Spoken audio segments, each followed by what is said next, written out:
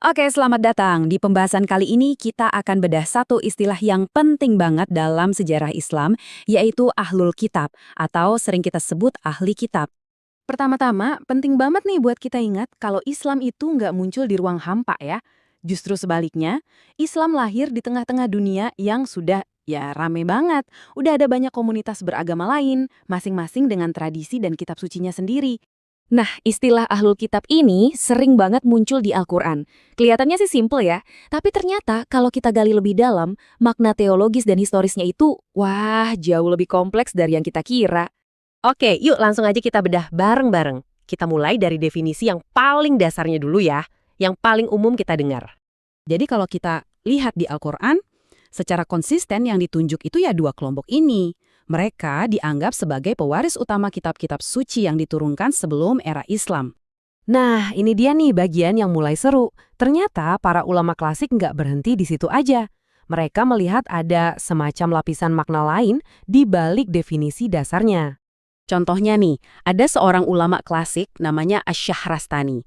Di dalam karyanya yang terkenal, Al-Milal wan Nihal, beliau punya gagasan yang menarik. Beliau bilang, istilah ahlul kitab ini sebenarnya bisa kita pecah jadi dua kategori besar. Cara berpikirnya nih brilian banget loh. Jadi kategori pertama itu untuk mereka yang kitab sucinya jelas, eksplisit, dan diakui. Nah, kategori kedua ini lebih luas.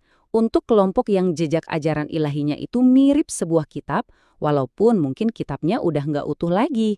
Makanya, selain Yahudi dan Nasrani, beliau juga memasukkan kelompok seperti Majusi atau Zoroaster dan Manawi atau Manichean. Asy-Syahrastani bahkan ngejelasin lebih lanjut. Menurut beliau, kelompok kedua ini, contohnya kaum Majusi tadi, masih bisa loh diajak bikin perjanjian. Artinya apa? Artinya mereka ini punya status hukum yang khusus, yang mirip-mirip lah sama statusnya kaum Yahudi dan Nasrani. Oke, ini kan jadi bikin kita bertanya-tanya ya. Emangnya kenapa sih pembedaan ini penting banget pada zaman itu? Apa signifikansinya sampai harus dibahas sedetail ini? Coba deh kita bayangin, Jazirah Arab saat itu. Secara garis besar, ada dua kutub keagamaan yang membentuk masyarakatnya. Di satu sisi, ada ahlul kitab, kaum Yahudi dan Nasrani, yang biasanya tinggal di kota-kota pusat peradaban kayak Yatsrib. Nah, di sisi lain, ada al-Ummiyun. Ini sebutan untuk masyarakat Arab yang masih memegang kepercayaan suku-suku lokal dan pusatnya ada di Mekah. Menurut sejarawan Ahmad Amin, komunitas ahlul kitab ini perannya lebih dari sekedar kelompok agama loh. Mereka ini bisa dibilang jadi semacam mesin penggerak ide-ide baru dan pertukaran budaya di wilayah itu. Peran mereka sama pentingnya kayak jalur perdagangan ke Persia dan Romawi. Oke, jadi kita udah